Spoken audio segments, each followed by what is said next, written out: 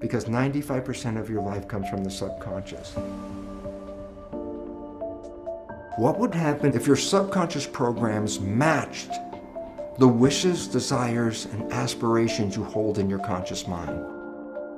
Twice a day, your brain is prepared to download information, and this is where you can reprogram your subconscious mind.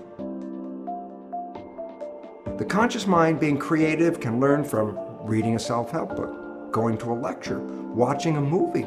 The conscious mind can learn from something as simple as, aha, I just figured it out. So the conscious creative mind has many different ways of downloading information. But the two minds are not connected in the sense that if the conscious mind learns something, does it mean that the subconscious mind has learned this as well? And the answer is absolutely not. The conscious mind learns through its creative processes, but the subconscious mind learns primarily in two ways. I say, so what's different? I say, conscious mind, read a book, watch a movie, hear a lecture, it's downloaded, it already knows. Subconscious mind doesn't learn that way. The subconscious mind is a habit mind. Well, there's two ways to get programs into that subconscious mind. Number one was the way we downloaded information into the subconscious mind in the first 6 or 7 years of life, and that is this. The subconscious mind is operating at a vibrational frequency of theta, which is hypnosis. So it says, oh, yes, you can download information straight into the subconscious if your mind is in a state of hypnosis. So that's one way of acquiring a program. I said, well, the first 6 or 7 years, that's brain of a child is predominantly operating in theta hypnosis. But now you're older. Now what do? I go, well, here's an interesting fact. Twice a day, your brain goes through a period of theta vibrational activity. Twice a day, your brain is prepared to download information through hypnosis. I say, well, when does that occur? Well, remember, there are vibrational frequencies that ramp up. When you're sleeping, you're at the lowest vibrational frequency called delta. As you start to wake up, but you're not fully awake, that's twilight reverie. That's where you're just waking up and everything. You're still in a dream world. You're in the real world. You're mixing the two. That's a period called theta. So you go from dead sleep, delta. As you begin to wake, the vibrations start to go up and you're in theta. So there's a period of theta where hypnosis can occur. But as you get more awake, theta gets to a higher vibration. Alpha, that's calm consciousness. You're just waking up. You're doing your routine chores of getting ready to leave the house. And by the time you're getting ready to go to work or at work, your brain ramps from alpha, calm conscious, to beta, which is the active consciousness that we usually engage in the busy world in which we live. Well, then you come back home. Well, you've been operating in beta at work, and guess what?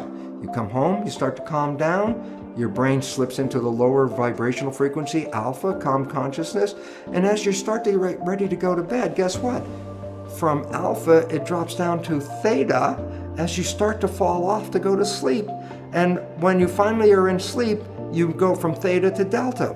So that means as you're going to sleep, as you're going from the alert state to the sleep state, you also pass through theta. So twice a day, your brain is engaged in theta. On the way in waking up, going from delta to higher vibrations, you pass through theta.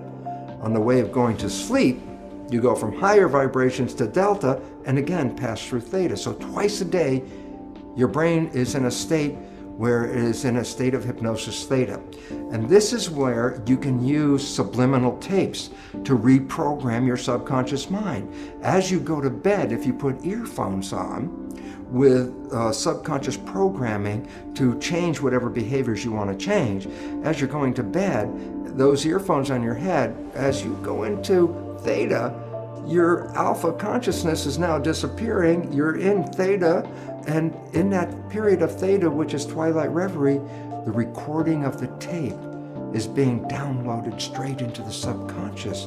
And that's how subliminal tapes work. So if you want to change a program, you can select a tape that will have the program that you desire to put into your mind.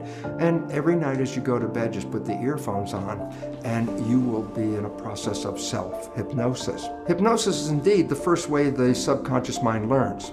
But after you pass 6 or 7 years of age, the subconscious mind learns in a different way, and that is called habituation.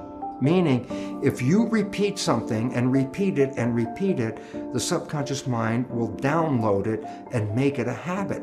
So for example, you wanted to learn the ABCs. How did you learn the ABCs? You started A, B, C, D, E, and then you couldn't remember, and then you started A, B, C, D, E, F, G, and you repeat it, and finally you get to Z.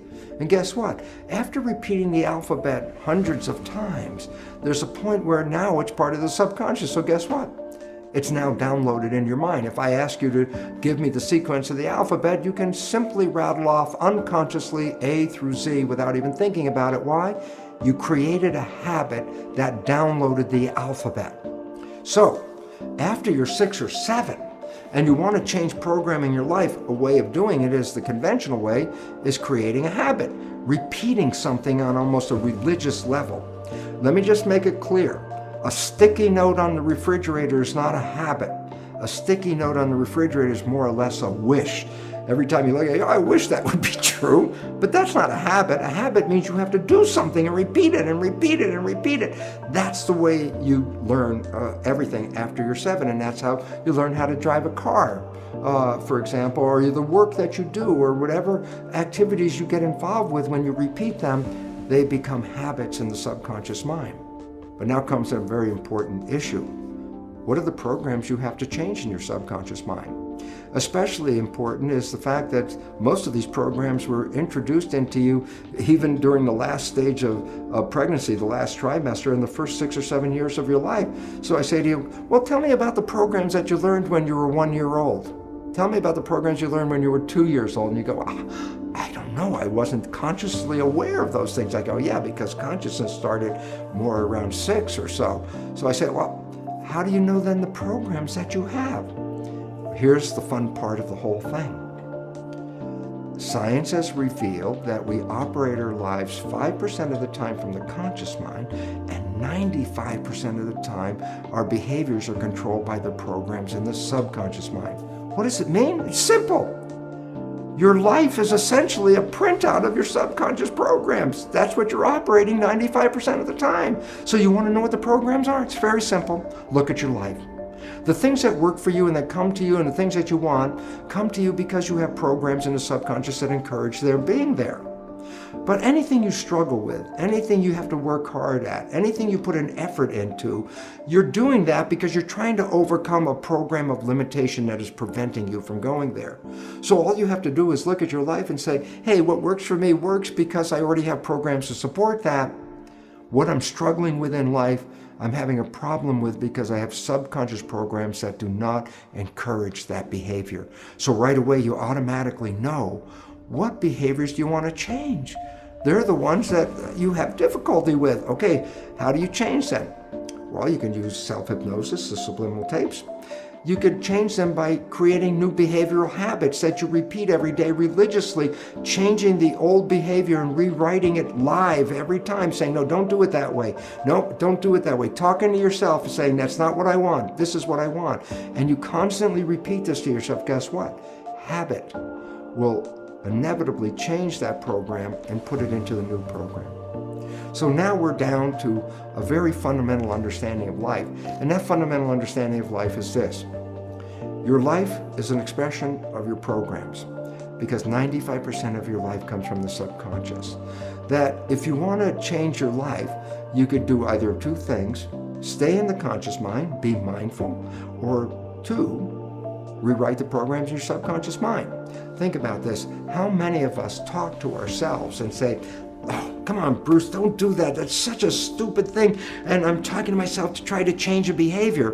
And it's very frustrating because the more I talk at myself, the less the behavior is changing. And the more I talk, the more angry I get with myself because I'm not listening to my own suggestions. And then I ask people to stop for a moment. I say, you're talking to yourself. Who are you talking to? And you say, well, I'm talking to my subconscious mind. I go, well, there's the problem. The subconscious mind is like a tape recorder. There's nobody in there.